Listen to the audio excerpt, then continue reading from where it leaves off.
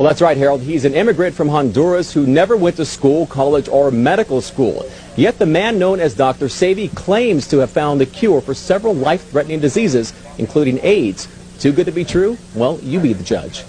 The lump in Myrtle Rick's left breast is gone. I haven't had any symptoms or problems, anything. Sabrina Peterson's son no longer disabled by sickle cell anemia. He has a lot of energy. I have to make him rest.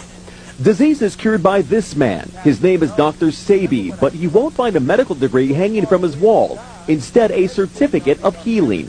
We have complex things with science, but if we go back to God and use the herbs as God said, then you can see how simple it is. Then Dr. Sebi believes what ails you can be cured with natural alkaloid herbs and a vegetarian diet solely made up of what he calls electric foods.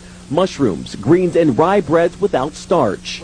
Hippocrates established the principle of medical science by using herbs to cure diseases, then why the physician using the chemicals? 40 years ago, a doctor in Mexico cured Sebi of diabetes, asthma, and obesity with the very same herbs and diet he dispenses to all of his patients, whether they're suffering from lack of energy or full-blown AIDS. That package is an intracellular chelation. I'm removing plaque from the system. I'm removing inflammation. That is the base for all disease. And according to a medical affidavit provided by Dr. Sebi, it's working. It shows a patient diagnosed with HIV in November of 1993 was cured 2 months later. Thousands of patients worldwide swear by his methods and natural herbal medicines. In the tiny village, Lisa sought guidance for body and soul from an herbal guru named Dr. Sebi.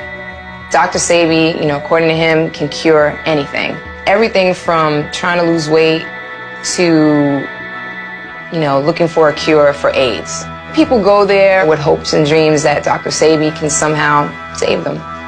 She had been through so many intense problems in her career and in her life and in her personal life that she didn't know where to turn. And this doctor, she said, had shown her how to really open up and cleanse all of the negativity out of her. She told me she was suffering with alcoholism and that she was smoking excessively, cigarettes, drinking and smoking. She asked me, what do I need to do to stay on the side of peace? I said, fast, do what Jesus did. She said, what did Jesus do? He fasted for 40 days and 40 nights. Midway through her 40-day ordeal, an obviously gaunt Lisa spoke with MTV News. I've been polluting my body for 30 years. 40 days is not a long time to me to fast. 40 days represents overcoming death. It's the number of days that Jesus fasted for, and I kind of feel like I'm on a journey sometimes. Don't really know quite where I'm headed. At the ending of the fasting, she came to me.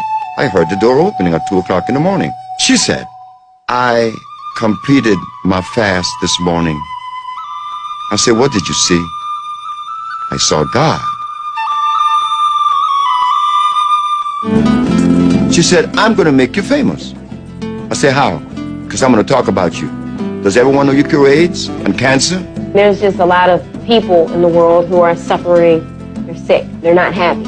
They're looking for answers. They don't know where to turn. Well, I know a man who's been curing AIDS since 1987. This guy has taught me a lot, and I need to share my knowledge, with the world. Welcome to the Rock Newman Show from the campus of historic Howard University, located in the nation's capital. I'm Rock Newman, and it is my desire to inspire you with personal stories of extraordinary achievement. Herbalist Dr. Sebi has cured himself and others of addiction, obesity, and depression. But when he claimed to cure AIDS, he found himself arguing in his own defense before the New York Supreme Court, a case he won. I live in Honduras. Yes. Okay, and California. In Honduras, I discovered a plant known as Cusca. Okay. Cusca is a plant that the Maya used to use. Mm-hmm. And they used another one known as the Teosinte. Okay. I eat those plants. Those plants does not have starch or glucose. Uh-huh. You will look at your body losing weight and you're going to get frightened. You use the word frightened. I've been afraid, I've been scared since I heard you say that you gave up food for 64 days. What did you do during that 64-day period of time that sustained you, that gave you enough energy to just even get up out of the bed? Well, I was in the village of Usha in Honduras. We have thermal waters there. We have a thermal water there that has a pH of 9.8. A pH of 9.8, meaning that this substance has a high level of oxygen. And it is oxygen that the body needs, not rice or beans or a piece of meat. It needs oxygen. That is the fuel of the body. In 1979, I think it was, you were charged in New York City with practicing medicine without a license. You were ultimately charged, indicted, and taken before the New York Supreme Court. And I would advise my viewers who might be questioning your authenticity that you won that case. Now, so the charge was practicing medicine without a license and claiming that you had a remedy to cure AIDS, cancer, and diabetes. So the question is, how did you win that case against what some people say are the toughest prosecutors in the land? Well, it was 1987. 87, not 79, 87. The 10th of February. Okay. My mother knew they were coming. When I told my mama that I had cured my 13 AIDS patient, she said, "They're gonna get you. They're gonna get you." So let me stop you there. You said I cured my 13 AIDS patients. Yeah. So you had 13 patients Yeah. who had AIDS. Yeah. And then you say you cured them. Sure. Keep talking. So my mother said, "They're going to get you." I said, "But Mom, why are they going to get me?" Because you must remember that you live in a society that supports a certain philosophy and a certain system. You being the color that you are, black, and then you're going against the grain, they're going to get you. So when I'm in my office on February the 10th, here come the detectives. You are charged with practicing medicine without a license, selling product not approved by the FDA, and claiming to cure AIDS and other diseases. I said, yes.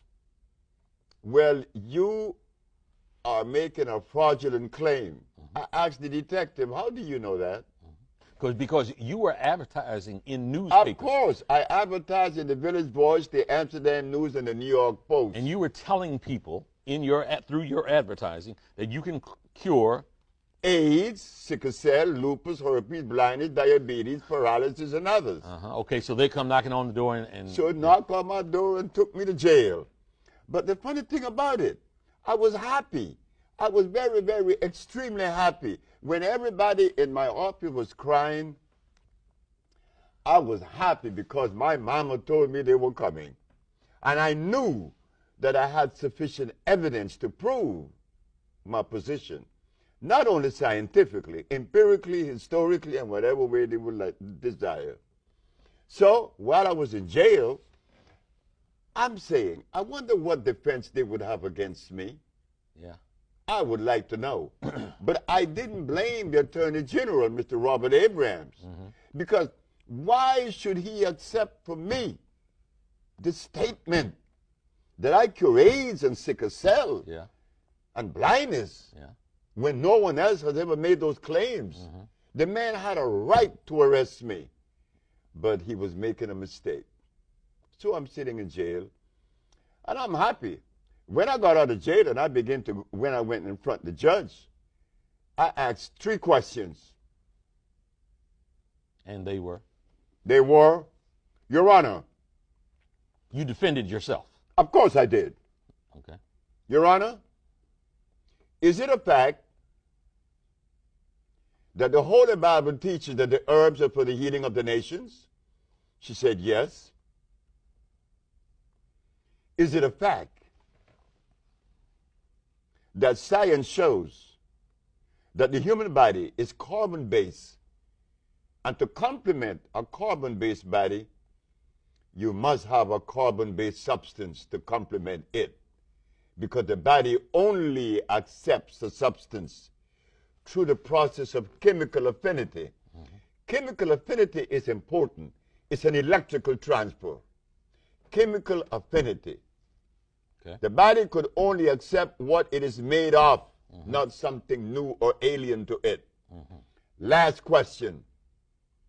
Your Honor, is it a fact that the father of medicine, Mr. Hippocrates, the man that established the principle of medical science today, cured every disease known to man?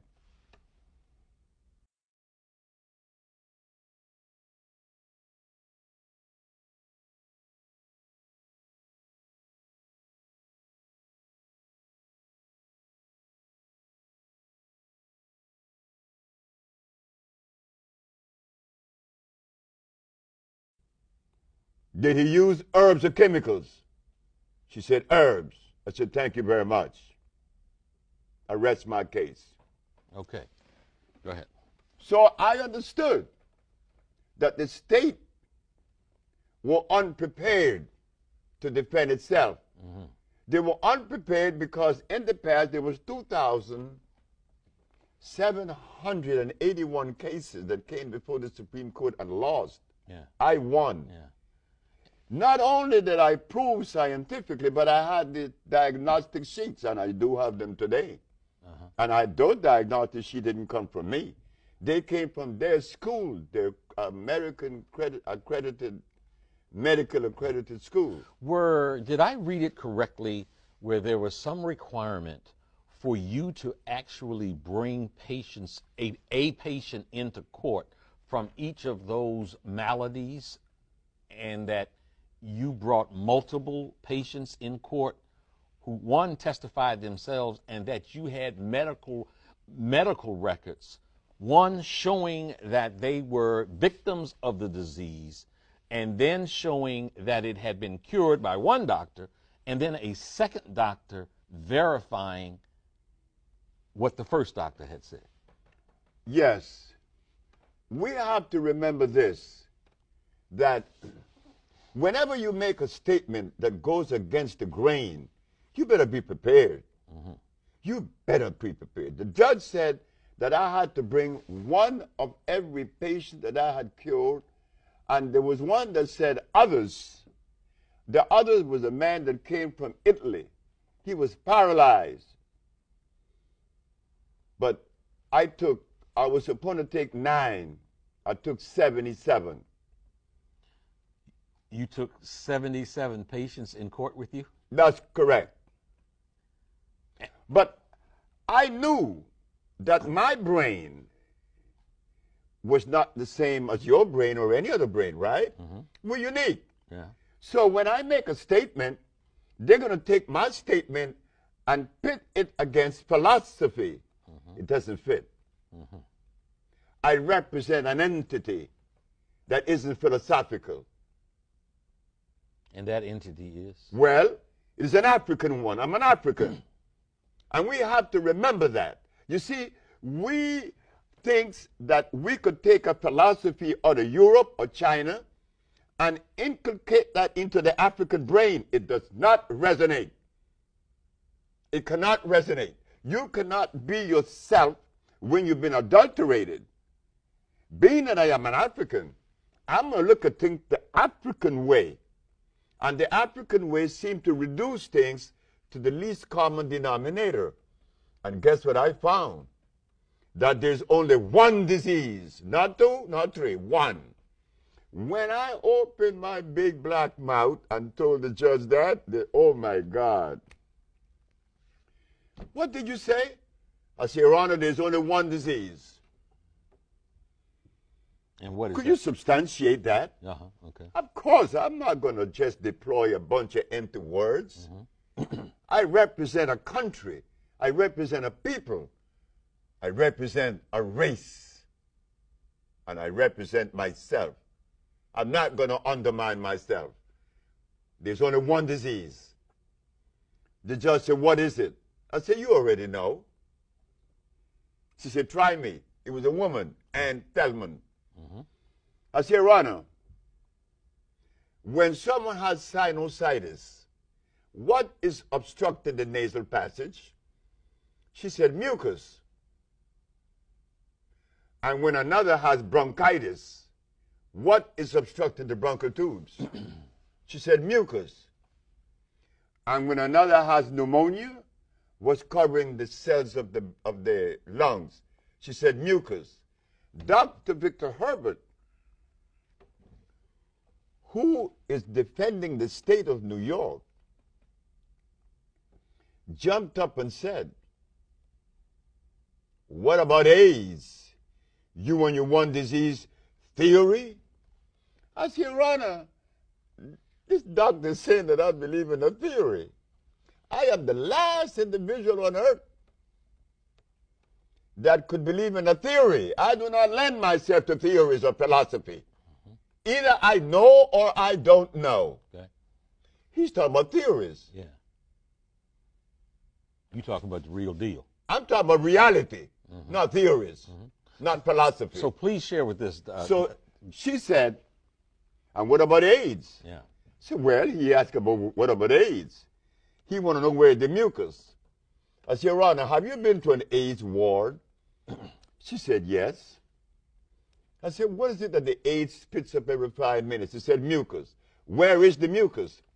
It's in the skin, it's in the blood, and the lymphatic system that makes up the immunological system. That is where you find the mucus, Mr. Victor Herbert. You saying, and then that's what I like. Like I said, the medicine really is in the candy. Because even when you drop a ball like about Dr. Sebi, yeah, like just that one thing they killed Dr. Sebi will make somebody go research who Dr. Sebi is. 100%. You met Dr. Sebi? I never met him. I met his wife, and I take his products for sure. Now the coolest guy ever. I mean, he was when we interviewed him, I think he was about 74. Oh, y'all interviewed him? Yeah, we interviewed him twice. Damn. Not here, but when I was on the other show, he was able to jump from the floor up here on his knees. At 70-something. On his knees, Yeah. and jump back down and no problems, nothing like that. Why you think they killed him? Why do they kill all holistic doctors? Messing up the medical industry. You short-stopping their grind. Why do niggas get killed for hustling in front of a nigga spot? You short-stopping the grind. And these niggas, they check is billions. You got niggas that get flipped for a couple $100,000. So you playing with some pharmaceutical money, you know. And what's crazy, I'm working on doing a documentary on the trial in 1985 when Dr. Sebi went to trial against New York. Right. Because he put in the newspaper he cured AIDS. Yeah. Did he beat the case. And he went to federal court the next day and beat that case on record. Yep. And nobody talk about it. That's crazy. Man. What makes you want to do a documentary about Dr. Sebi? I think the story is important. I think it's a powerful narrative. It is. You know what I mean? And I think imagine this. Anybody in this room, if I could say, hey, somebody cured AIDS, y'all be like, yeah, right. And then I could show you an example of him going to trial and proving in a court to a jury that he cured AIDS. Y'all would be interested in that. Absolutely. And y'all would look into the way he did it, right? So I feel like more so than like champion his products or explaining his methodology, put some light on that case. Imagine being able to cure cancer or being able to cure any type of herpes, just all kinds of And that's what he things. do, by the way. That's what he did. Yeah. He used to send all types of vitamins up to the station.